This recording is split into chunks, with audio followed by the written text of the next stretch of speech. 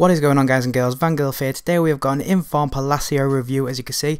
I'm just going to start off by saying I've got a new microphone, so if this one isn't sounding very well, let me know and I'm going to try to tweak a few of the settings or something like that. So there's the improvements on the screen, as you can see.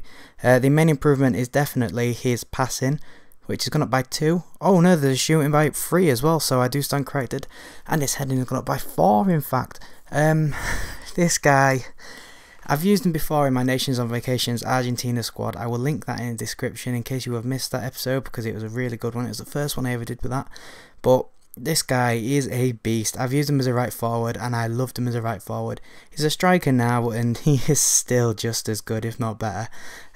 His ball control is 90. Can you see that there on the screen? His curve is 92. Finishing 95.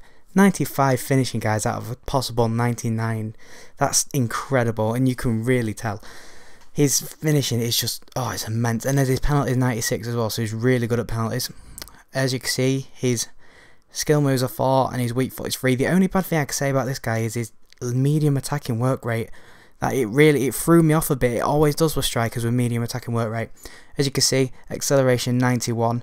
He's a very, very fast player. Like he really is. He bombs it up and down the pitch. He's really quick. But like I said, the only this is why it confused me, because he's got a medium attacking work rate, but then his attacking position is only is 81 or something like that, which I thought was good. But as you can see, there you go. He puts a through ball through to the Costa, I think it is, and he goes through and misses. I'm gonna just leave this on the screen and kind of talk more about the play, because as you can see, it's got what it is at the top, tackling teamwork. This one, and yeah, his teamwork.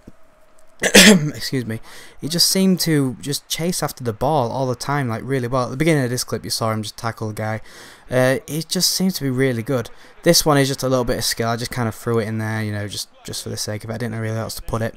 But as we saw on his improvements, his heading went up by 4, and I actually noticed it a lot more. I used him as a right forward before, so that means when Lavezzi on the left hand side was crossing the balls in, he would try and get his head on the ball, but he never used to really work that much.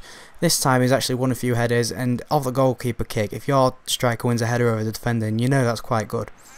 Here's the example of the penalty that I was talking about, straight into the roof of the net. The keeper even stood the right way and it still went in, so he's a brilliant penalty taker.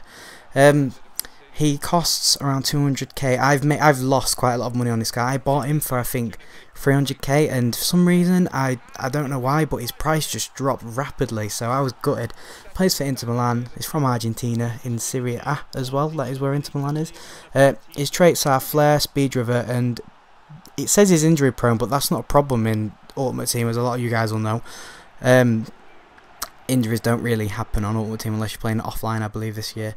But oh man, this guy's shooting. We're going to see a few of them now. This is his weak foot now. It said 3-star weak foot, I believe I said earlier, and you could not tell. I mean, that looks to me as if his stronger foot is his left foot, but it's not.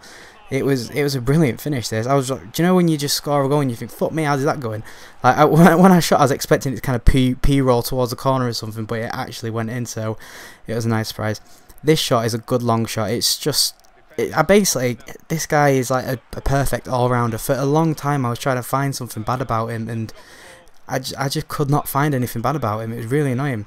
This is a cheeky little finish as well. I mean, this is one. Look at that. I was so proud on that one. I love those types of chips, the scoop up chip. It's fucking immense. If you're watching this right now, then you know that I served that guy the biggest plate of chips ever. Fucking amazing chip. But this guy's an overall, he just seemed to be a complete out and out striker for me. The only thing that I could ever think wrong with him is his strength might need, you know, he's not too strengthy, but for what he is just pace and finishing. Like Aubameyang, actually, that's who reminded me of the most, but in a striker form.